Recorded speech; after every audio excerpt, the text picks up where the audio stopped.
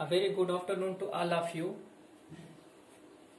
मैं मनोज कुमार ज्ञान gallery channel में आपका स्वागत करता हूं। दोस्तों, अभी पिछले वीडियो में हमने बताया था पोषण के चरण और अमीबा में पोषण कैसे होता है। अब हम बात करेंगे मनुष्य में पोषण कैसे होता है। तो हमारा जो अब टॉपिक है वो मनुष्य में पोषण का है। बट पोषण के चरण में हम बात कर लिए थे अंतःग्रहण, पाचन, अवशोषण, स्वांगीकरण और बहिष्करण। ये सारी बातें हो चुकी थी पहले। तो अब मनुष्य में कैसे ये सारा का सारा चीज ये मनुष्य में किस तरह से होता है। अमीबा में तो हमने देख लिया था, लेकिन मनुष्य में कैसे होता है वो बात हम समझने चल रहे हैं। तो सबसे पहले हम जानते हैं अंतःग्रहण के बारे में। अंतःग्रहण मनुष्य में कैसे होता है। मनुष्य में क्या है कि मनुष्य मल्टी सेलुलर प्राणी है। एक कोशिकीय एनिमल तो है नहीं, बहुकोशिकीय प्राणी है। इसलिए इसके अंदर एलिमेंट्री कैनाल है। यहां अमीबा के अंदर एलिमेंट्री कैनाल नहीं था। तो मनुष्य क्या करता है, पहले भोजन को अपने मुख में डालता है। जैसे ही मुख में डालता है भोजन, वैसे ही यूं समझ लीजिए कि पूरे एलिमेंट्री कैनाल में भोजन जाएगा। कुछ देर में जाएगा, 1 घंटा, 10 घंटा, 4 घंटा, 5 घंटा तक एलिमेंट्री कैनाल के अंदर पूरा भोजन का प्रोसेसिंग चलेगा। तो मुख में डालते ही भोजन की प्रोसेसिंग शुरू हो जाती है, डाइजेशन शुरू हो जाता है। तो भोजन को मुख में डालना ही अंतःग्रहण कहलाता है। यानी भोजन को एलिमेंट्री कैनाल के अंदर पहुंचाना अंतःग्रहण के अंतर्गत कहलाता है। इसको हम इंग्लिश में इंजेशन कहते हैं। अब भोजन मुख में चला गया तो मुख में होगा क्या। हमारे मुख में टीथ हैं, दांत हैं। दांत का काम क्या है, बड़े बड़े जो पार्टिकल्स हैं उसको चबा चबा करके उनको छोटे छोटे पार्टिकल्स में बदल देना। और जो जीवा है, हमारी जीवा क्या करती है, मिक्सअप का काम करती है। भोजन को इमेजिन करो, आपके पास जीवा न हो तो कैसे आप भोजन को मिक्स करोगे। जीवा के द्वारा ही भोजन को मिक्स किया जाता है। देन उसी माउथ के अंदर क्या होता है, सलाइवरी ग्लैंड्स, यानी 2 ये सलाइवरी ग्लैंड्स ऊपर नीचे पाया जाता है। इनसे निकलता है सलाइवा। इस सलाइवरी ग्लैंड को हम लाला ग्रंथि के नाम से भी जानते हैं। इसके अंदर 89% पानी और 2% अन्य पदार्थ पाए जाते हैं। इसका जो पीएच वैल्यू होता है, पीएच का मतलब होता है P for power, H for hydrogen. Hydrogen की जो शक्ति होती है 6.2 to 7.6 होती है। ये डेली इसका जो सिक्रीशन होता है बॉडी के अंदर 1.2 to 1.5 लीटर तक हमारे मुख के अंदर सलाइवा का सिक्रीशन होता है।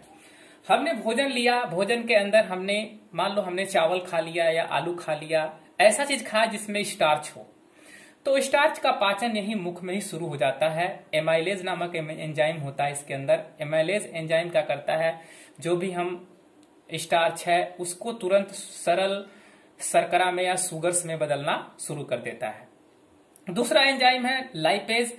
ये फैट्स जैसे तेल है, तेली पदार्थ जो चीज लिए हैं हम, उस फैट्स को क्या करता है, फैटी एसिड और ग्लिसरॉल में बदलना शुरू कर देता है। इसी माउथ के अंदर ये सारी प्रक्रिया शुरू हो जाती है यहीं से।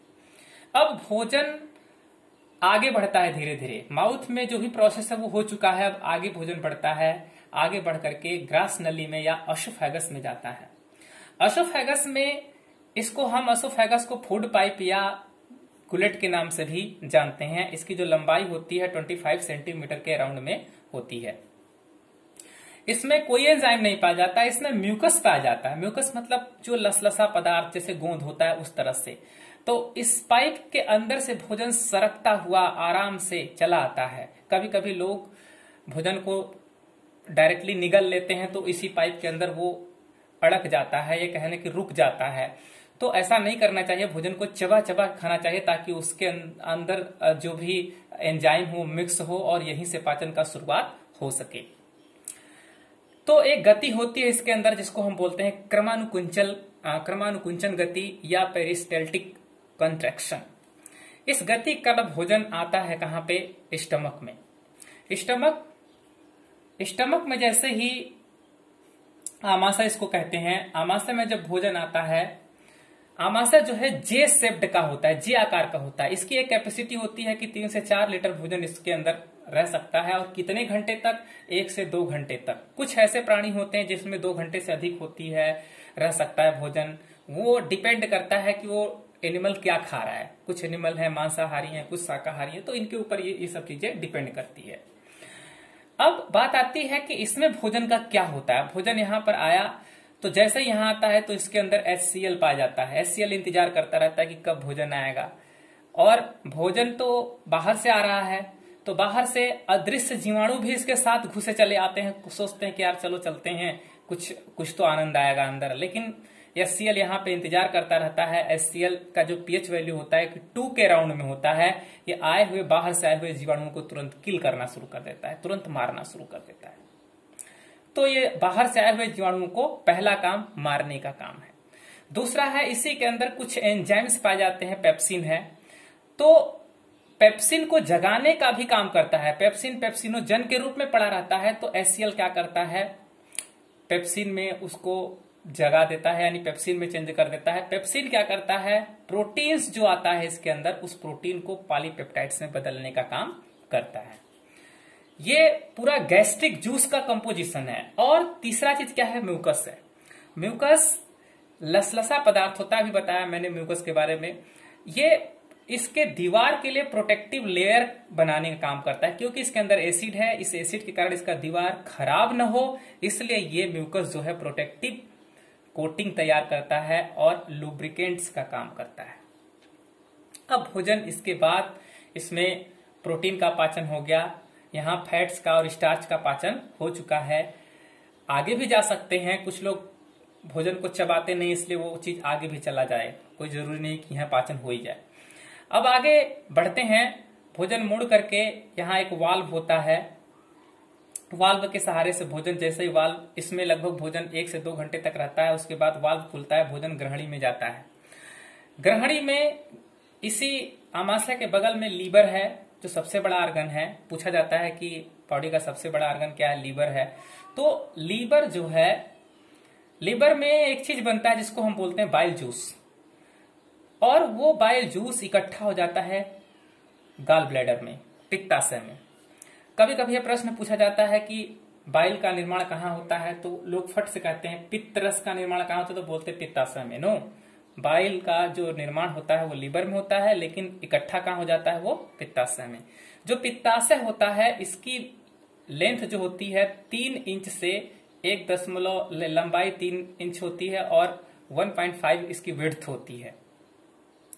इस पित्ताशय में जो पित्तरस भरता है, उसका जो pH वैल्यू होता है 7.5 to 8.05 होता है। ये पित्तरस का क्या काम है, ये क्षारी मटेरियल है। जो पित्तरस है वो क्षारी है। यहाँ अम्ल था, अब यहाँ पे क्षार। अब यहाँ से जब भोजन पहुंचता है तो भोजन कैसा रहेगा, जब अम्ल मिलेगा तो अम्लीय हो जाएगा। तो जैसे ही भोजन यहाँ पे आता है, जैसे ही ग्रहणी में पित्ताशय खुलता है, तो आए हुए भोजन को न्यूट्रल करने का काम करता है। न्यूट्रल करने का ये काम करता है, अर्थात इसमें भोजन आके मिक्स हो जाता है और इसको न्यूट्रलाइज कर देता है। साथ में साथ यदि कोई ऐसा बैक्टीरिया है जो अम्ल से नहीं मरा है, तो यहाँ आकर के उसको कौन किल कर देता है, पित्तरस यहाँ पे किल कर देगा। और क्या करेगा, जो फैट्स है, फैट्स का डाइजेशन यहाँ पर हो जाता है। ये बाइल जूस करता है, फैट्स का डाइजेशन करता है, बैक्टीरिया को मारता है और भोजन जो है उसको न्यूट्रलाइज करता है। अब आगे बढ़ता है, जो हमारा भोज्य पदार्थ है वो आता है कहां पे, ग्रहणी में होते हुए जब आगे बढ़ता है तो उससे एक कनेक्टिविटी होती है पैंक्रियाज की, जिसको बोलते हैं अग्नाशय। उसी से एक अग्नाशय का भी वाल्व खुलता है, अग्नाशय का भी दरवाजा खुलता है। उस दरवाजे से अग्नाशयी रस निकलता है। अब इस अग्नाशयी रस में क्या होगा, इस अग्नाशयी रस में भी कुछ एंजाइम और कुछ हार्मोन होंगे। अग्नाशयी रस, पैंक्रियाज का पैन 2 शब्दों से मिलकर बना है। पैन मीन्स आल होता है, क्रियाज मीन्स होता है फ्लैश, ये ग्रीक वर्ड है ये दोनों। इसमें स्टार्च, जो यहाँ पे जूस आता है, जो भी स्टार्च बचा रह जाता है या स्टार्च रहता है, उसको एमाइलेज नामक एंजाइम इसको शुगर में बदल देता है। और इसके अंदर एंजाइम जो पाया जाता है वो ट्रिप्सिन और काइमोट्रिप्सिन है। ये प्रोटीन को डाइजेस्ट करने में हेल्प करते हैं, जो भी प्रोटीन बच गया है उसको डाइजेस्ट करने में हेल्प करते हैं। साथ ही साथ तो इस पूरे सिस्टम, ये जो हमारा पैंक्रियाज है वो दो चीजों का काम करता है। एक तो इंडोक्राइन ग्लैंड और एक्सोक्राइन ग्लैंड का काम करता है। एक्सो का इसलिए काम करता है क्योंकि इसमें एंजाइम का सिक्रेशन होता है, और इंडो का इसलिए काम करता है क्योंकि इसमें दो हार्मोन भी जो है बनते हैं, इंसुलिन और ग्लूकेगन। तो ग्लूकेगन इंसुलिन हार्मोन जो है, इसी के अंदर बीटा सेल होती है, बीटा और अल्फा, बीटा और डेल्टा सेल होती है। तो अल्फा जो बीटा सेल है वो किसको निर्माण करती है, उससे सिक्रीशन होता है इंसुलिन का। इंसुलिन क्या करता है, वो ब्लड शुगर में, जो ब्लड शुगर को कम करता है, डिक्रीज करने का काम करता है, ब्लड शुगर को कम करता है। जो ग्लूकेगॉन है वो अल्फा सेल के द्वारा सिक्रीशन होता है इसका, वो क्या करता है, वो ब्लड शुगर को बढ़ाने का काम करता है, इंक्रीज करता है। और सोमैटोस्टैटिन नामक एक हार्मोन जो स्रावित होता है वो डेल्टा सेल से होता है, वो क्या करता है, ये दोनों को कम करता है, दोनों को क्या करता है, कम करता है, ये दोनों को कम करने का काम करता है। अब इंसुलिन और ग्लूकेगॉन का इंपॉर्टेंट रोल क्या है। इंसुलिन क्या करेगा, ग्लूकोज जो भी आएगा, ग्लूकोज को ग्लाइकोजन में बदलने का काम करता है इंसुलिन, और इस ग्लाइकोजन को ग्लूकेगॉन नामक हार्मोन ग्लूकोज में बदलता है। ये बदल करके लीवर में स्टोर कर देता है। यही कारण है कि इंसुलिन जब नहीं रहता, इंसुलिन की कमी से जो ग्लूकोज है ग्लाइकोजन में नहीं बदल पाता, तो डायरेक्टली जो है लोगों को शुगर का मरीज हो जाते हैं, शुगर की बीमारी हो जाती है, क्योंकि इंसुलिन के अभाव में, क्योंकि ग्लूकोज का डाइजेशन नहीं हो पाता है, अर्थात ग्लूकोज जो है ग्लाइकोजन में कन्वर्ट नहीं हो पाता है, वो ग्लूकोज के रूप में, शुगर के रूप में ही पेशाब के रास्ते से बाहर निकलने लगता है। तो इंसुलिन के अभाव में ये प्रॉब्लम आ जाती है। तो ग्लूकोज इंसुलिन नामक हार्मोन के कारण ग्लाइकोजेनेसिस प्रोसेस के द्वारा ग्लाइकोजन में बदलता है। जब हमारे बॉडी को ग्लूकोज की आवश्यकता होती है, 8 घंटा 7 घंटा यदि व्रत रह लेते हैं, तो उसके दौरान जो भी एनर्जी इसके अंदर स्टोर होती है ग्लाइकोजन के रूप में लीवर में, वो फिर से ग्लूकेगॉन नामक हार्मोन ग्लूकोज में उसको बदल देता है। अब भोजन आता है धीरे धीरे छोटी आंत में। वहां का काम समाप्त होने के बाद भोजन कहाँ आ गया, छोटी आंत में। छोटी आंत में क्या होता है कि छोटी आंत में कुछ एंजाइम इसमें भी पाए जाते हैं, इसमें रसांकुर भी पाया जाता है। तो छोटी आंत 6 मीटर की लगभग होती है। इसमें इतने एंजाइम होते हैं, ये माल्टेज, लैक्टेज, सुक्रेज नामक एंजाइम होते हैं। माल्टेज माल्टोज को ग्लूकोज में बदल देता है, लैक्टेज लैक्टोज को ग्लूकोज और गैलेक्टोज में बदल देता है, सुक्रेज सुक्रोज को ग्लूकोज और फ्रक्टोज में बदल देता है। फिर डाइजेशन ऑफ प्रोटीन्स, अब जो प्रोटीन इधर डाइजेशन नहीं हुआ है वो बचा खुचा यहाँ पे आता है, और उसको ये जो इरेप्सिन नामक एंजाइम है एमिनो एसिड में बदल देते हैं, और एंटेरोकाइनेज एंजाइम है उसको ट्रेप्सिन बदल देते हैं। अब उसके बाद फैट कोई बच गया है तो फैट को लाइपेज, फैटी एसिड और ग्लिसरॉल में चेंज कर देता है। तो ये पूरा प्रोसेस क्या किस में हो रहा है, छोटी आंत में।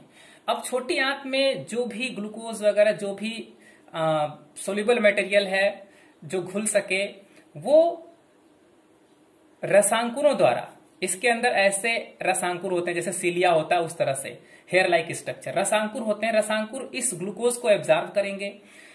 अब ग्लूकोज को एब्जॉर्ब कर, अब ये पूरा पाचन खत्म हो गया, पहला अंतःग्रहण था, अब यहाँ पे डाइजेशन खत्म हुआ, यानी पूरा पाचन समाप्त हो गया।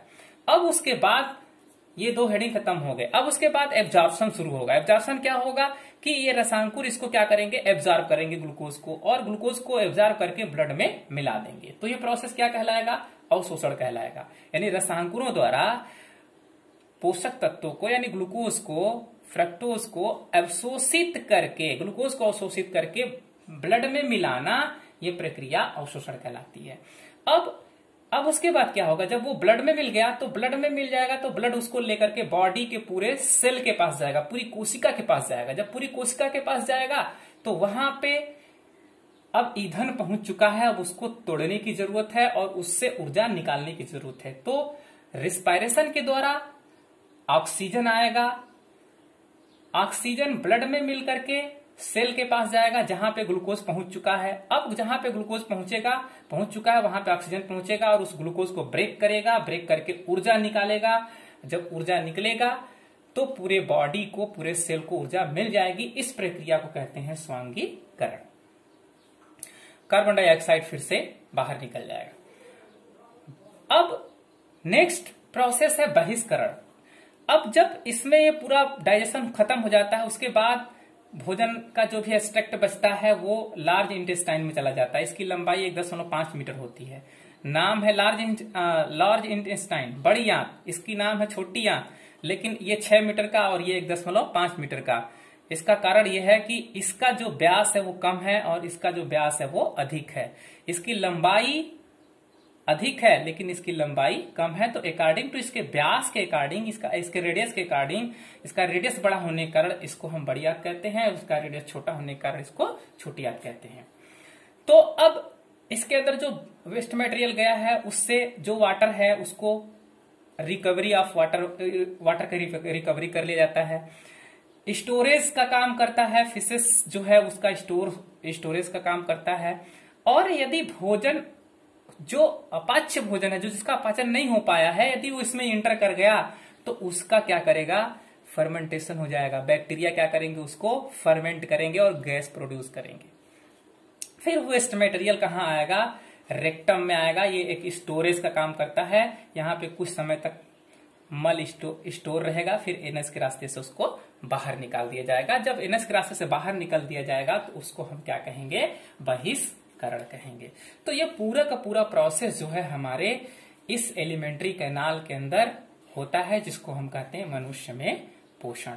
तो ये मनुष्य में पोषण के 5 चरण जो है इस तरह से कंप्लीट होते हैं। मुझे उम्मीद है कि आप लोगों को ये वीडियो समझ में आया होगा और आप इसका स्क्रीनशॉट ले लेंगे। स्क्रीनशॉट लेकर के जैसे मैंने नोट बनाया है वैसे आप भी बना लीजिए और आपको समझ में आ जाएगा। बाकी मैं समझा ही दिया हूं। तो ये हमारा एलिमेंट्री कैनाल है। इसके द्वारा हमारे शरीर में जो भी अंतःग्रहण, पाचन, अवशोषण, स्वांगीकरण और बहिष्करण की जो प्रोसेस होती है वो पूरा का पूरा संपन्न होता है। Thank you.